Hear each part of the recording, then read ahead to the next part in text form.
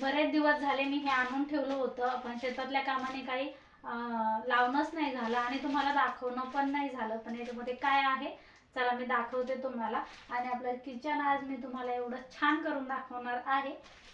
तुम्हाला पण जर मागवायचं असेल तर तुम्ही मागवू शकता. आता आमच्या लाईट नाही त्यामुळे बरोबर दिसणार नाही. हे मी वॉलपेपर आणले.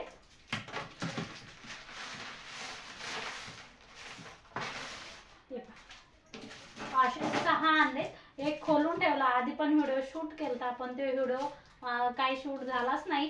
तर आता मी परत करते कारण लाईट गेली तर थोडंसं खराब दिसत असेल तर दिसू द्या. त्याला मी दाखवते हे कशा पद्धतीचं आहे. तर मी खोलून ठेवलं ते आणते. तर हे पहा असा पांढऱ्या कलरचं मी मागवलेलं आहे. ही रेसिपी करताना किंवा शूट करताना चांगलं दिसेल म्हणून. पहिल्यांदा पण होता तो खराब झाला. बरेच दिवस झाले तो ओपतच नाही, अजिबात दिसत नाही चांगलं. त्यामुळे चला मी हे कसा लावायचा काय लावायचा तर तुम्हाला दाखवते. तर सगळ्यात आधी इथे मी याला खोलून घेतलं. खोलून घेतल्याचं माप घ्यायचं कशाने, सुतळीने दोरीने कशानं पण घ्या.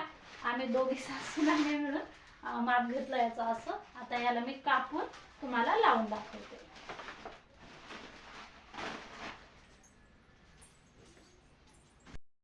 आता हे वॉलपेपर लावायचं असेल ना तर सगळा पसारा खाली काढावा लागेल आणि थोडंफार जाळं किंवा छोटे छोटे म्हणजे कण असतात ते कण वगैरे काहीच नसलं पाहिजे.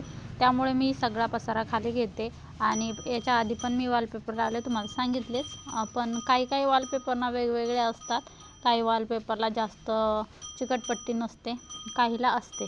तर आता मी सगळं आधी काढून घेते. खाली रॅक वगैरे सगळा पसारा काढणार आहे. कारण कोणतं पण काम करायचं झालं ना किती पण आवरू द्या त्याचा पसारा झाल्याशिवाय काही राहतच नाही. आणि आमच्या इथे लाईटचा एवढा प्रॉब्लेम आहे. आता एक बॅटरी लावली, एक लाईट लावला आहे तेव्हा कुठंतरी कॅमेऱ्यामध्ये दिसतं. कारण लाईट नसले की माझ्या किचनमध्ये पण भरपूर अंधार आहे.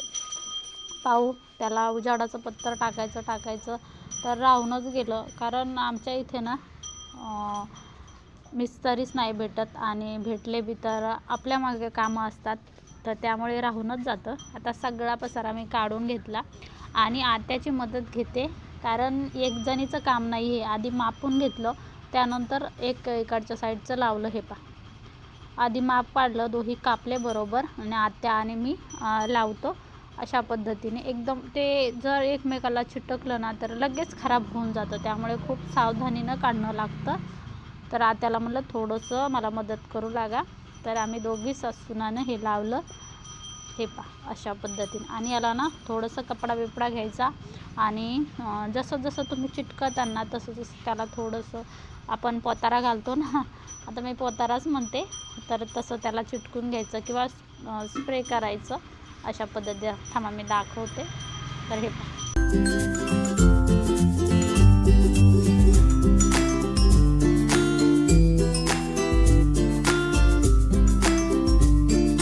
आता मी सगळं लावणं झाल्याच्यानंतर तुम्हाला दाखवते.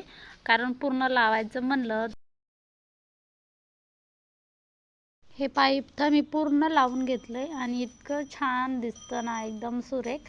इकडच्या साईडनं थोडंसं लावायचं राहिलं पण तिथं थोडंसं खरबड आहे तर त्यामुळे मग लावू की नाही लावू माझे 2 मन चाललं आहे.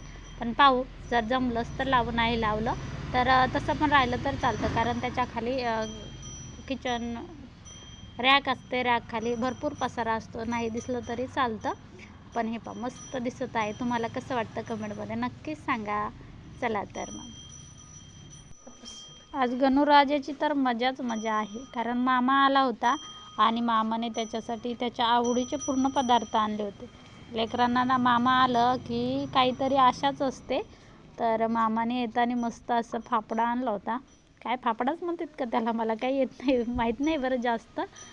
जिलेबी फाफडाच म्हणतात. मस्त जिलेबी फाफडा आणि गुलाबजामू आणले होते. त्याला म्हणलं बाबा आमच्यासाठी काही नाही आणलं का? ते म्हणे नाही बाबा तुम्हाला जे आवडतं ते गणूला नाही आवडत आणि जे गणूला आवडतं ते तुम्हाला नाही आवडत. तर आज गणूच्याच आवडीचा दुसऱ्या वेळेस आणल्या तुमच्या आवडीचं. तर कोणाकोणाला आवडतं जिलेबी फाफडा ते पण कमेंटमध्ये नक्कीच सांगा. चला तर मी सगळ्यांना देते आणि आम्ही पण खातो थोडं थोडं, आवडत नसेल तरी आणल्यावर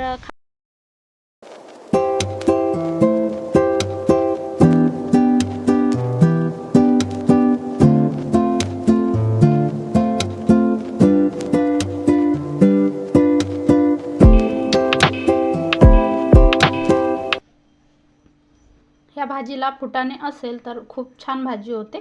त्यामुळे फुटाणे घ्यायचे, डाळ घ्यायची नाही, किंवा बाजरी घातली तरी पण भारी होते भाजी बाजरीनं पण.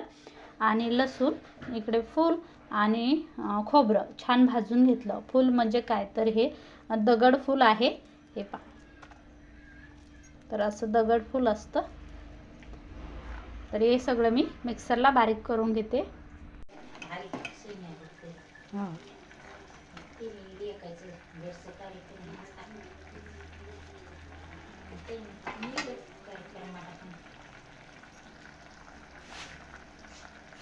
तेल छान गरम झालं की यामध्ये घालायचा लसूण. लसूण छान तळून घ्यायचा.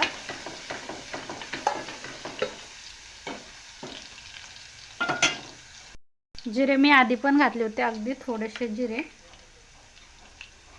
मिरची मसाला, काळं तिखट 1 चमचा आणि गरम मसाला अर्धा चमचा. तुम्ही तुमच्या आवडीनुसार मसाले घालू शकता. आता आपल्याला हे पण छान परतून घ्यायचं. आणि यामध्ये आपण जे खोबरं, फूल, धने वाटले होते ना, हे पण मस्त अर्धा मसाला घालायचा आणि याला एकदम तेल सुटेपर्यंत छान परतून घ्यायचं. असं चुटचुट होईपर्यंत मसाला परतला की खूप सुंदर तरी येते. हे पहा. आता काय करायचं, यामध्ये अगदी थोडंसं पाणी घालायचं, म्हणजे हा मसाला आहे ना अजिबात जळत वगैरे नाही. हे पहा. आणि तरी पण एक सुंदर येते.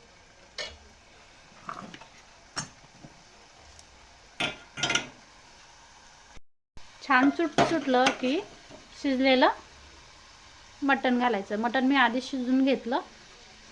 कांदा, मीठ, हळद आणि जिरे टाकून. तुम्हाला आणखीन काय मेथीची भाजी वगैरे टाकायची असेल तर तुम्ही टाकू शकता. ठीक आहे.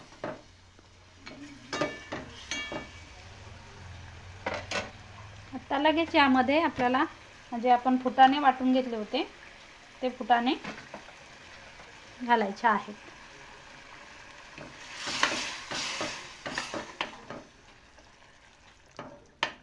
फुटाण्यानं काय होतं, भाजी एकदम मिळून येते, एकदम छान घट्ट होते.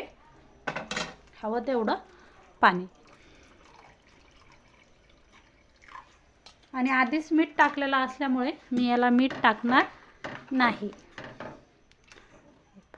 जसं तुम्हाला घट पातळ आवडतं तसं तुम्ही करू शकता. आता याला छान आपल्याला उकळी काढून घ्यायची. उकळी काढली, छान उकळी आली, मस्त असं चुटचुट झालं की गॅस काय करायचा, बंद करायचा आणि थंड होईपर्यंत वाट पाहिजे. थंड झाल्याच्या नंतर मी तुम्हाला दाखवते. थंड झाल्याच्या नंतर भाजी पहा किती छान झाली. आणि वरतून ना थोडीशी कोथिंबीर पण टाकून घेतली मी. आता थोडीशीच बनवली, 1-1.5 माणूस म्हणलं तरी चालतं. गणू आणि गणूचे पप्पा. गणूला काही जास्त आवडत नाही मटणाची भाजी, गणूच्या पप्पांनाच आवडते. तर मस्त अशी गणूच्यासाठी आणि गणूच्या पप्पांसाठी मटण बनवलं. यासाठी बाजरीच्या भाकरी पण बनवणं चालू आहे, पण एखाद दिवशी दाखवेल बाजरीच्या भाकरी. चला तर सगळ्यांना बाय बाय.